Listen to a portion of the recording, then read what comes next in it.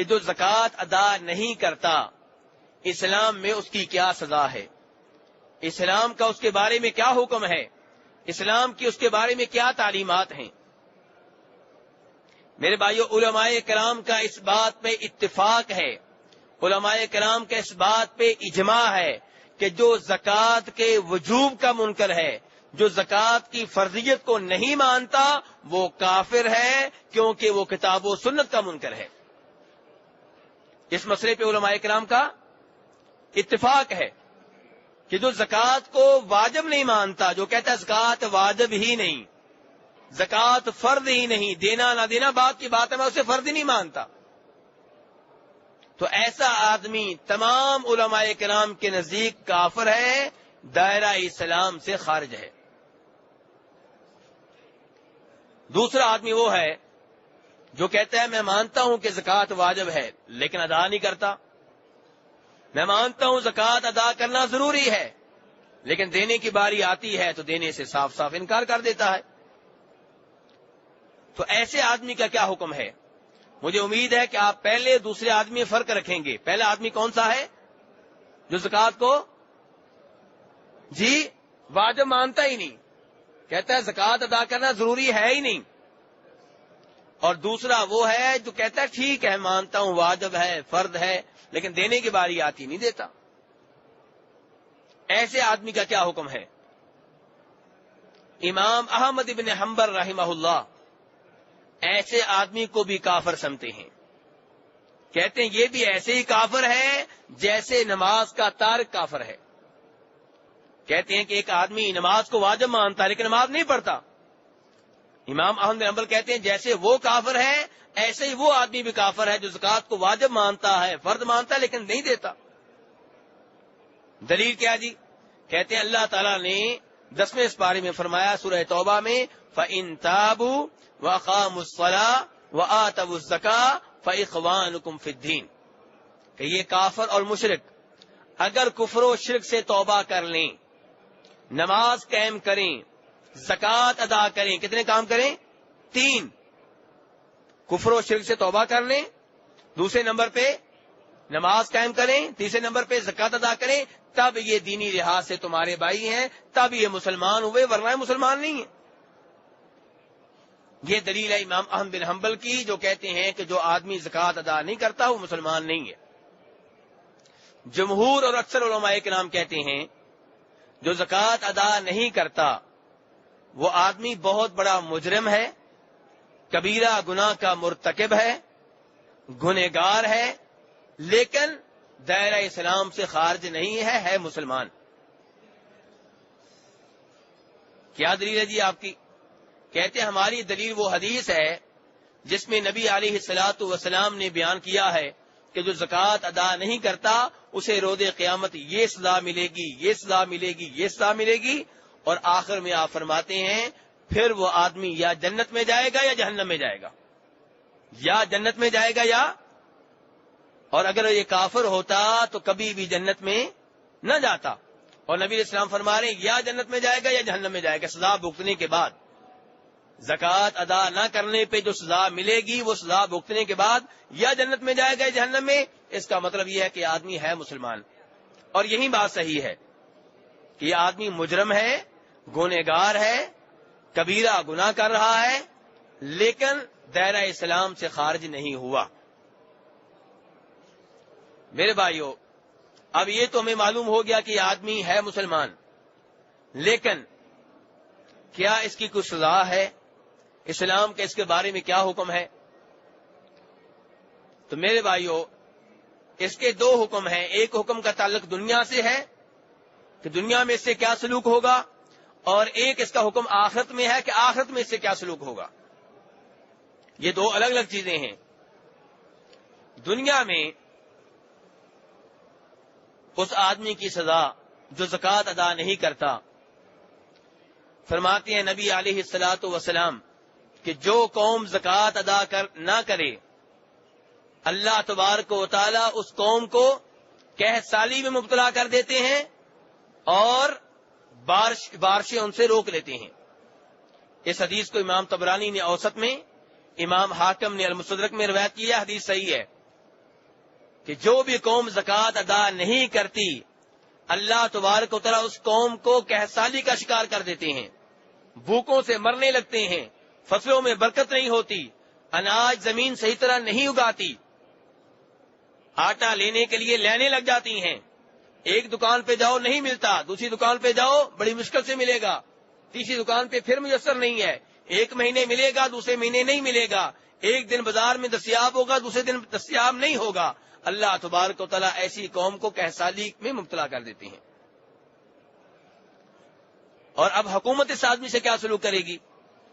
یہ تو تھا اللہ تبارک و تعالیٰ کی طرف سے عذاب، اللہ تعالیٰ کی طرف سے آزمائش ان لوگوں کے اوپر جو زکوٰۃ ادا نہیں کرتے۔ لیکن حکومت کو کیا آرڈر ہے؟ حکومت ایسے آدمی سے کیا سلوک کرے؟ حکومت ایسے آدمی سے زبردستی زکوٰۃ لے گی۔ اس کے پاس جو مال ہے، اس کے پاس جو سونا چاندی ہے، اس کے پاس جو کرنسی ہے، اس سب کا حساب کتاب لگا کر حکومت زبردستی اس سے زکوٰۃ لے گی۔ اس کی کیا دلیل ہے؟ اس کی دلیل وہ حدیث ہے جو گزشتہ روز بھی بیان کر چکا ہوں، جس میں فرماتے ہیں نبی علیہ السلام امرت ان اقاتل الناس حتى يشهدوا ان لا اله الا الله وان محمد رسول الله ويقيموا الصلاة ويؤتوا الزكاة فاذا فعلوا ذلك عصموا مني دماءهم واموالهم الا بحق الاسلام وحسابهم على الله۔ کہ آپ فرماتے ہیں کہ مجھے آرڈر ملا ہے کہ میں لوگوں سے لڑوں، لوگوں سے جہاد کروں اس وقت تک جب تک کہ وہ توحید و رسالت کا اقرار نہ کر لیں، نماز نہ قائم کریں، زکوٰۃ ادا نہ کریں۔ جب زکوٰۃ ادا کریں تب ان کا مال محفوظ ہے، ان کی جان محفوظ ہے، ورنہ ہم ان کے جان و مال کی حفاظت کی گارنٹی نہیں دے سکتے۔ اور میرے بھائیوں، جناب ابو ہریرہ روایت کرتے ہیں، اس حدیث کو امام ابو داؤد نے بھی روایت کیا ہے کہ جب جناب صدیق خلیفہ بنے اور نبی علیہ السلام فوت ہو گئے، جناب ابو ہریرہ کہتے ہیں توفی رسول اللہ صلی اللہ علیہ وسلم، اللہ کے رسول فوت ہو گئے۔ یہ لفظ کون بول رہے ہیں؟ جناب ابو ہریرہ۔ جناب ابو ہریرہ کہتے ہیں کہ جب نبی علیہ السلام فوت ہو گئے توفی اور ابو بکر صدیق خلیفہ مقرر ہو گئے۔ یہاں عقیدے کی وضاحت کرنا چاہتا ہوں تھوڑی سی، کہ صحابہ کرام بڑے آرام سے کہتے ہیں کہ نبی علیہ السلام فوت ہو گئے۔ ان کے ہاں یہ نہیں تھا کہ پردہ فرما گئے، وصال ہو گیا، ایسے الفاظ ان کے پاس نہیں تھے، اور جتنی محبت ان کو نبی علیہ السلام سے تھی اتنی کسی اور کو نہیں ہو سکتی۔ کیوں؟ کیونکہ موت ایک حقیقت ہے، اور موت میں، فوت ہونے میں کسی کی کوئی توہین نہیں ہے، کوئی گستاخی نہیں ہے۔ مرنا، فوت ہو جانا کوئی گستاخی نہیں ہے۔ اس امر کو آج کے لوگوں نے ایشو بنا لیا ہے کہ اگر یہ کہہ دیا کہ انبیاء کرام فوت ہو گئے تو گستاخی ہو جائے گی۔ صحابہ کرام کے ہاں ایسا کوئی ایشو نہیں تھا، وہ آرام سے کہتے تھے مات رسول اللہ صلی اللہ علیہ وسلم، وہ بڑے آرام سے کہتے تھے توفی رسول اللہ صلی اللہ علیہ وسلم۔ جناب عائشہ کہتی تھی، جناب ابو بکر کہتے تھے، ان کے یہاں یہ مسئلہ ہی نہیں تھا۔ اور آج کے لوگوں نے یہ مسئلہ بنا لیا کہ اگر کسی نے کہہ دیا فوت ہو گئے تو جناب اس کی خیر نہیں۔ اور میں اس کی وضاحت کیوں کر رہا ہوں؟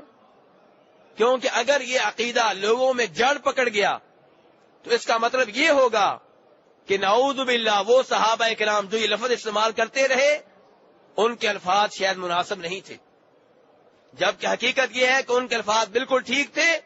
اور آج کے لوگ جس مسئلے کو، جس ایشو کو اٹھا رہے ہیں یہ غلط ہے اور صحابہ کرام کے عقیدے کے خلاف ہے، چار اماموں کے عقیدے کے خلاف ہے، شیخ عبد القادر جیلانی کے عقیدے کے خلاف ہے۔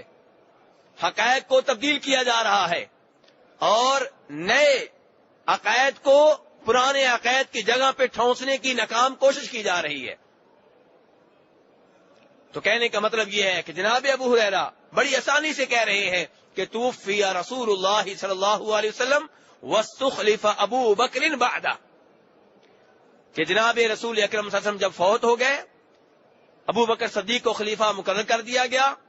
اب آپ جانتے ہیں کہ ان دنوں کئی لوگ اسلام چھوڑ گئے، مرتد ہو گئے، جن کے دلوں میں اسلام کی تعلیمات داخل نہیں ہوئی تھیں، جو صرف اسلام کی عزت دیکھ کر، اسلام کی ظاہری فتوحات کو دیکھ کر مسلمان ہوئے تھے۔ اسلام کی تعلیمات کا گہرائی سے مطالعہ نہیں کیا تھا، ان میں سے کئی لوگ مرتد ہو گئے، اور کئی لوگ ایسے تھے جنہوں نے زکوٰۃ دینے سے انکار کر دیا. کہنے لگے زکوٰۃ لینے کا حق حاصل تھا صرف جناب رسول اکرم صلی اللہ علیہ وسلم کو، آپ کے بعد کسی اور کو زکوٰۃ لینے کا حق حاصل نہیں ہے.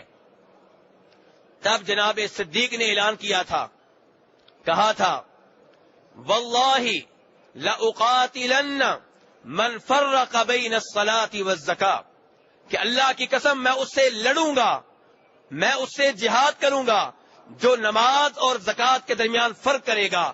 جیسے نماز فرض ہے ایسے ہی زکوٰۃ فرض ہے، جیسے میرے اوپر واجب ہے کہ میں اس سے لڑوں جو نماز پڑھنے سے انکار کرتا ہے، ایسے ہی میرے اوپر واجب ہے کہ میں اس سے لڑوں جو زکوٰۃ دینے سے انکار کرتا ہے. جناب عمر فاروق آ رہے ہیں، وہ عمر فاروق جن کو بظاہر جناب صدیق سے زیادہ بہادر سمجھا جاتا ہے، لیکن وہ اس موقع پہ کیا کہہ رہے ہیں؟ ابو بکر حالات اچھے نہیں ہیں، آپ تھوڑی سی نرمی کریں. آپ ایسے لوگوں سے کیسے لڑیں گے جنہوں نے کلمہ پڑا ہوا ہے؟ آپ ان کے اوپر تلوار کیسے چلائیں گے؟ لیکن جناب صدیق کیا کہہ رہے ہیں آگے سے؟ واللہ لو منعونی عقالا كانوا يؤدونه الى رسول اللہ صلی اللہ علیہ وسلم لقاتلتهم على منعه. کہ عمر سن لو، یہ لوگ رسول اکرم صلی اللہ علیہ وسلم کو زکوٰۃ دیا کرتے تھے، زکوٰۃ میں بکریاں بھی دیتے تھے، گائے بھی دیتے تھے، اونٹنیاں بھی دیتے تھے. اگر یہ لوگ مجھے زکوٰۃ میں بکریاں دے دیں، اونٹنیاں دے دیں، گائے دے دیں، لیکن وہ رسی جو بکری کی گردن میں ہے وہ دینے سے انکار کر دیں، اللہ کی قسم میں اس کی خاطر بھی لڑوں گا. یہ ہے ایمان، یہ ہے اسلام، یہ ہے بہادری جناب صدیق رضی اللہ عنہ کی. جناب صدیق عام طور پہ بردبار آدمی تھے، تحمل مزاج تھے، لیکن جب امت کے اوپر مصیبت آئی، مشکلات آئیں، تو اس وقت وہ سامنے آئے، تب ان کی شخصیت ابھری، تب پتا چلا ان کے علم کی گہرائی کا، تب پتا چلا ان کی شجاعت اور بہادری کا. جب نبی علیہ السلام فوت ہوئے تھے، جناب عمر فاروق جیسے آدمی نے یہ ماننے سے انکار کر دیا تھا کہ نبی علیہ السلام فوت ہو چکے ہیں. اسی مسجد نبوی میں جہاں آپ بیٹھے ہوئے ہیں، انہوں نے تلوار اٹھائی ہوئی تھی، بخاری کی حدیث ہے، ننگی تلوار اٹھائی ہوئی ہے، اور کہہ رہے ہیں کہ جو یہ کہے گا کہ نبی علیہ السلام فوت ہو چکے ہیں، میں اس کی گردن اس کے جسم سے الگ کر دوں گا. نبی علیہ السلام فوت نہیں ہوئے، بلکہ آپ اللہ سے ملنے کے لیے گئے ہیں، جیسے موسیٰ علیہ السلام طور پہاڑ پہ اللہ سے ملنے کے لیے گئے تھے، اور آپ واپس آئیں گے اور ان منافقوں کو قتل کریں گے جو کہتے ہیں نبی علیہ السلام فوت ہو چکے ہیں. یہ کون کہہ رہے ہیں؟ عمر فاروق. اور جناب صدیق کو دیکھیے، ان کو جب اطلاع ملی آپ کے فوت ہونے کی، مدینہ میں نہیں تھے، تشریف لائے، جناب عائشہ کے حجرے میں داخل ہوئے. ہمارے پیارے نبی صلی اللہ علیہ وسلم کا جسم اطہر، آپ کا بابرکت جسم ایک جگہ پہ پڑا ہوا ہے، اس کے اوپر چادر تانی جا چکی ہے.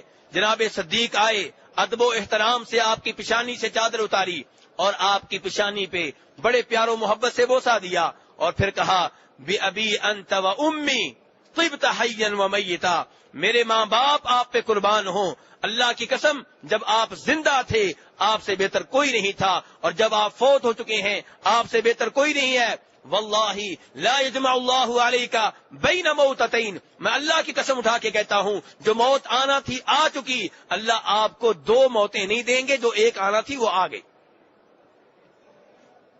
پھر جناب صدیق مسجد میں آئے، ممبر پہ چڑھے اور ممبر پہ تاریخی خطبہ ارشاد فرمایا.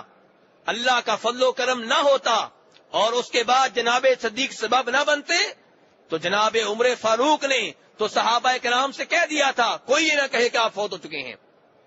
اور صحابہ کرام اس وقت جناب عمر فاروق سے سہمے ہوئے تھے، کوئی بات کرنے کی جرت نہیں کر رہا تھا. لیکن جناب صدیق آئے، اب جناب صدیق کی بہادری کا امتحان شروع ہوتا ہے، ان کے علم کی گہرائی کا پتہ چلتا ہے. وہ آئے، جناب فاروق سے کہا بیٹھ جاؤ، فاروق نے بیٹھنے سے انکار کر دیا. جناب صدیق ممبر پہ چڑھے اور تاریخی خطبہ ارشاد فرمایا جو بخاری میں آتا ہے، کہا من کان یعبد محمدا فإن محمدا قد مات ومن کان یعبد اللہ فإن اللہ حی لا يموت. جو عبادت کیا کرتا تھا جناب محمد کی صلی اللہ علیہ وسلم تو اس کا رب فوت ہو چکا ہے.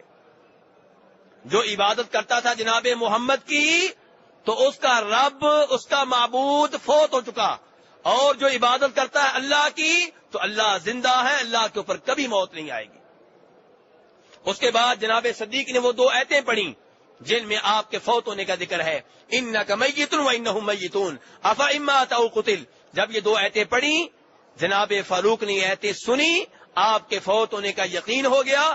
اب پتہ چل گیا کہ آپ فوت ہو گئے ہیں۔ اب افسوس سے زمین پہ گر پڑے اور بعد میں کہا کرتے تھے جب وہ میں نے آیتیں صدیق کے منہ سے سنی مجھے ایسے لگا کہ جیسے ابھی نازل ہو رہی ہوں۔ کہنے کا مطلب یہ ہے کہ اللہ کے فضل و کرم کے بعد امت کو کس نے سنبھالا؟ جناب صدیق رضی اللہ عنہ نے۔ تو جناب صدیق جب خلیفہ مقرر ہوئے ہیں، مدینہ کے دائیں بائیں فتنے ہی فتنے، فساد ہی فساد، ادھر مرتد ہیں، ادھر مسلمہ کذاب کو نبی ماننے والے ہیں، ادھر زکات سے انکار کرنے والے ہیں، ادھر رومیوں سے خطرہ ہے، آزمائشیں ہی آزمائشیں ہیں، فتنے ہی فتنے ہیں، مشکل دور ہے۔ آج کے لوگ کیا کہتے ہیں؟ اسلام نافذ تو کر دیں لیکن حالات بڑے خراب ہیں۔ جناب صدیق کو عمر فاروق مشورہ دے رہے ہیں، کبھی کہتے ہیں کہ آپ جو زکات کے منکر ہیں ان سے نہ لڑیں، حالات بہت خراب ہیں، وہ کلمہ پڑھتے ہیں، چھوڑ دیں ان کو فی الحال۔ اور کبھی جناب فاروق جیسے لوگ یہ کہتے ہیں کہ رومیوں سے فی الحال لڑائی نہ لڑیں، حالات اچھے نہیں ہیں، بعد میں ان سے لڑ لیں گے، پہلے مدینے کو سنبھال لیں۔ ابو بکر صدیق کہتے ہیں نہیں، اللہ کی قسم وہ لشکر جس کو اللہ کے رسول نے مدینہ سے روانہ کر دیا تھا میں اس کو روانہ کر کے رہوں گا۔ اگر مجھے پتا چل جائے کہ لوگ ہمیں قتل کر دیں گے، نیست و نابود کر دیں گے، ہماری لاشیں مدینہ میں پڑی ہوں گی، پرندے آ کے ہمارا گوشت نوچ لیں گے، میں پھر بھی اس لشکر کی روانگی کو مؤخر نہیں کر سکتا جس لشکر کی روانگی کا حکم رسول اکرم صلی اللہ علیہ وسلم دے چکے ہیں۔ یہ ہے ایمان، یہ ہے اسلام۔ اور ہم کوئی فوتگی ہو جائے پتا ہوتا ہے کہ یہ بدعتیں غلط ہیں، یہ رسمیں غلط ہیں، لیکن برادری کیا کہے گی؟ برادری کو کیا منہ دکھاؤں گا؟ لوگ ناراض ہو جائیں گے، اس لیے تیجا بھی ہوگا، 7واں بھی ہوگا، 40واں بھی ہوگا، برسی بھی ہوگی، ختم بھی ہوگا، سب کچھ چلے گا۔ کیوں؟ کیونکہ میں لوگوں کو کیسے منہ دکھاؤں؟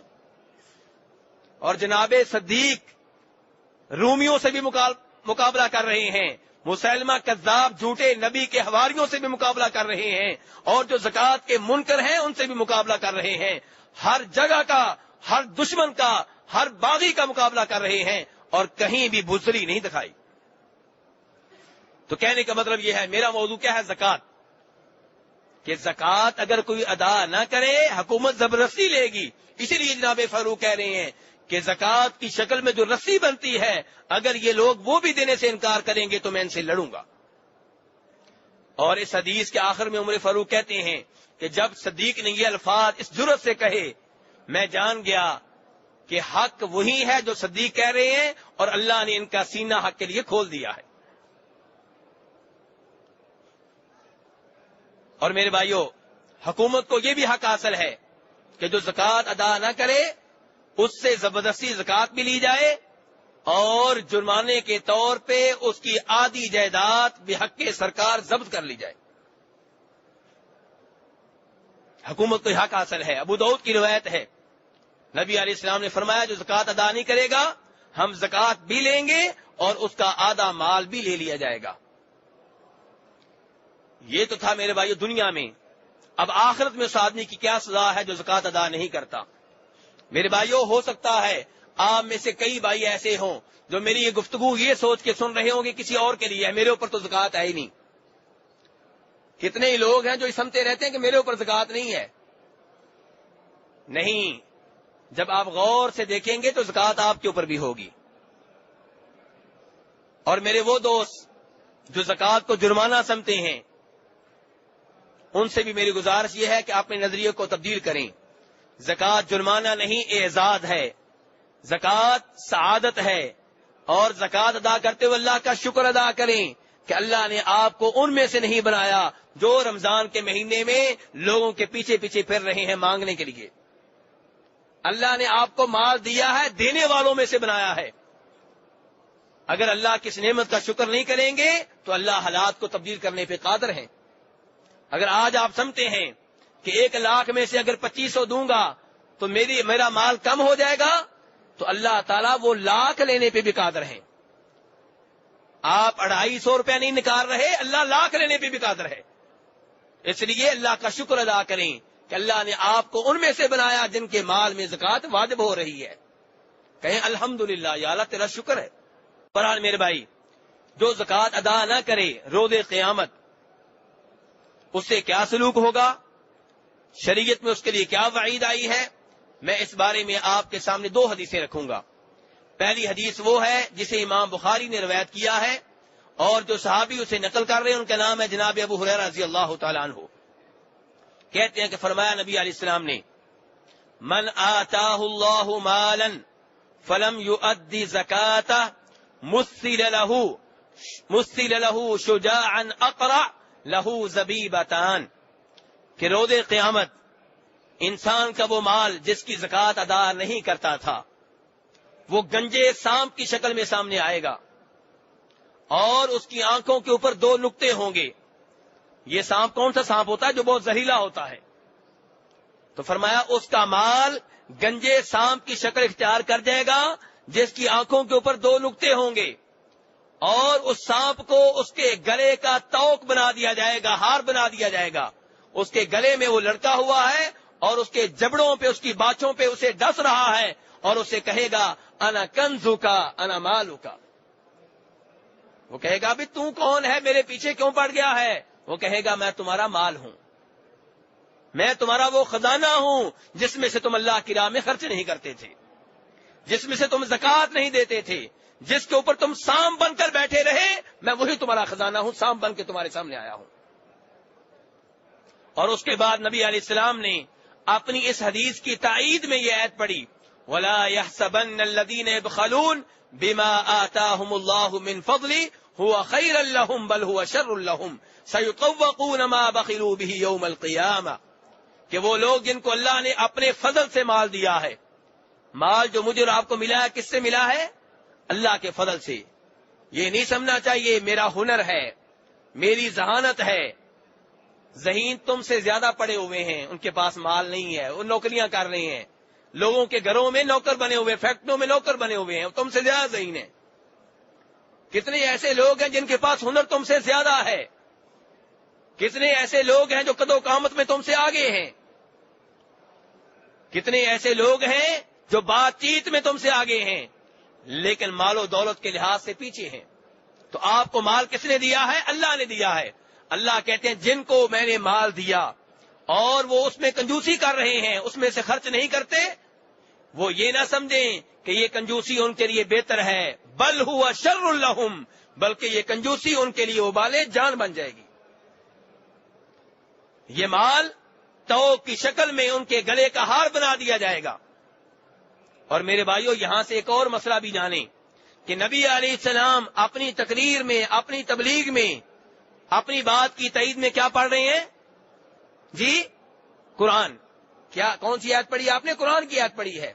تو میرے بھائیوں، اس لیے میں بار بار گزارش کرتا ہوں تبلیغ کریں، لوگوں کو دعوت دیں. یہ کام بہت اچھا ہے، لیکن تبلیغ کس کی کریں؟ قرآن کی کریں، نبی علیہ السلام کی صحیح احادیث کی کریں. حالانکہ نبی علیہ السلام کی اپنی بات حجت ہے، آپ کی اپنی بات میں پاور ہے. آپ اگر قرآن پاک کو تائید میں نہ پڑھیں تو کوئی مسئلہ نہیں ہے، لیکن پھر بھی آپ قرآن پڑھ رہے ہیں. تو میں اور آپ جب تبلیغ کرتے ہیں تو ہم کیوں تبلیغ میں سارا وقت قصے کہانیوں میں گزار دیتے ہیں؟ کبھی اس کا خواب، کبھی اس کی کہانی، کبھی اس کا کرشمہ، کبھی اس کی کرامت، سچی جھوٹی. یہ تبلیغ ہے؟ یہ لوگوں کو ہم کیا دینا چاہ رہے ہیں؟ اور اگر کوئی روایت بیان کرتے بھی ہیں تو من گڑھ، یعنی کہ اگر کوئی حدیث بیان کرتے بھی ہیں تو وہ جو من گڑھ ہوتی ہے، خود ساختہ ہوتی ہے، نبی علیہ السلام نے نہیں کہی ہوتی. تو میرے بھائیو، نبی علیہ السلام سے ہر چیز سیکھیں، زکوٰۃ کے مسائل بھی سیکھیں، زکوٰۃ کے احکام بھی سیکھیں، طریقہ تبلیغ بھی سیکھیں. تو بہرحال یہ ایک حدیث تھی جس سے پتا چلتا ہے کہ جو زکوٰۃ ادا نہ کرے اس کا روز قیامت انجام کیا ہوگا. دوسری حدیث، اسے بھی روایت کرنے والے جناب ابو ہریرہ ہیں، اور امام مسلم نے اسے اپنی حدیث کی کتاب میں جگہ دی ہے کہ روز قیامت وہ آدمی جو سونے چاندی کی زکوٰۃ ادا نہیں کرتا تھا، اس کے سونے چاندی کو جہنم کی آگ میں گرم کیا جائے گا، تپایا جائے گا، اور پھر اسی سونے چاندی سے داغا جائے گا اس کی پیشانی کو، اس کے پہلو کو، اس کی کمر کو، اور یہ عمل، یہ سزا، یہ عذاب اس وقت تک اسے ملتا رہے گا حتیٰ کہ لوگوں کے درمیان فیصلہ نہ ہو جائے. یعنی کہ جنت جہنم میں جانے سے پہلے پہلے کام ہو رہا ہے، حساب کتاب سے پہلے پہلے. فرمایا یہ سزا اس دن ملے گی جو دن دنیا والوں کے حساب کتاب کے مطابق 50,000 سال کے برابر ہوگا. قیامت کے لحاظ سے وہ ایک ہی دن ہوگا، لیکن دنیا والوں کی گنتی کے لحاظ سے، دنیا والوں کے گھنٹوں کے لحاظ سے وہ ایک دن 50 سال کے برابر نہیں، 50 دنوں کے برابر نہیں، 50 مہینوں کے برابر نہیں، 100 سال کے برابر نہیں، 50,000 سال کے برابر ہوگا. میرے بھائیو، دنیا میں اللہ کی راہ میں خرچ کرنا اور جو مال رہ جائے اس کے اوپر گزارا کر لینا، یہ بہتر ہے اس عذاب سے جو روز قیامت بھگتنا پڑے گا. فرمایا اس کے بعد پھر اس آدمی کا ٹھکانہ یا جنت ہوگا یا جہنم ہوگا. فرمایا ایسے ہی وہ آدمی جو بکریوں کی زکوٰۃ ادا نہیں کرتا تھا، اسے روز قیامت ایک چٹیل میدان میں لٹا دیا جائے گا، اوندے منہ لٹا دیا جائے گا، اور اس کی بکریاں باری باری اس کے اوپر چڑھیں گی، اسے سینگ ماریں گی. اور کوئی بھی بکری ایسی نہیں ہوگی جس کا سینگ نہیں ہوگا، ہر بکری سینگ مارے گی، اور جب بکریاں ختم ہو جائیں گی دوبارہ یہ عمل شروع کر دیں گی، اور یہ عذاب اسے ہوتا رہے گا اس دن جو دن 50,000 سال کے برابر ہوگا، حتیٰ کہ اللہ تعالیٰ لوگوں میں فیصلہ کر دے، پھر یہ آدمی یا جنت میں جائے گا یا جہنم میں جائے گا. فرمایا ایسے ہی وہ آدمی جس کے پاس اونٹ تھے اور اونٹوں کی زکوٰۃ ادا نہیں کرتا تھا، اسے بھی اوندے منہ لٹا دیا جائے گا چٹیل میدان میں، اور اس کے اونٹ باری باری اس کے اوپر چڑھیں گے، اسے رونتے رہیں گے، اور یہ عمل جاری رہے گا، یہ عذاب جاری رہے گا اس دن جو 50,000 سال کے برابر ہوگا. پھر لوگوں میں فیصلہ ہوگا، پھر اس آدمی کو جنت میں بھیجا جائے گا یا جہنم میں بھیجا جائے گا. تو میرے بھائیو، زکوٰۃ کے معاملے میں سستی نہ کریں، زکوٰۃ کے معاملے میں کسی قسم کی کوتاہی نہ برتیں. اپنے مال کا حساب کتاب رکھا کریں. کب آپ کے پاس زکوٰۃ کا مال جمع ہوا تھا اور کب سال پورا ہوا ہے، کتنی زکوٰۃ بنتی ہے، یہ سارا حساب کتاب رکھا کریں. جب آپ کسی سے پارٹنرشپ کرتے ہیں، کسی سے مل کر کاروبار کرتے ہیں، حساب کتاب رکھتے ہیں کہ نہیں رکھتے؟ جی، باریک بینی سے حساب کتاب ہوتا ہے. تو میرے بھائیو، غریب کا حصہ، فقیر کا حصہ آپ کے مال میں ہے. کہیں ایسا نہ ہو کہ آپ انجانے میں کھا پی لیں اور روز قیامت عذاب بھگتنا پڑے. اس معاملے میں بہت احتیاط کی جائے.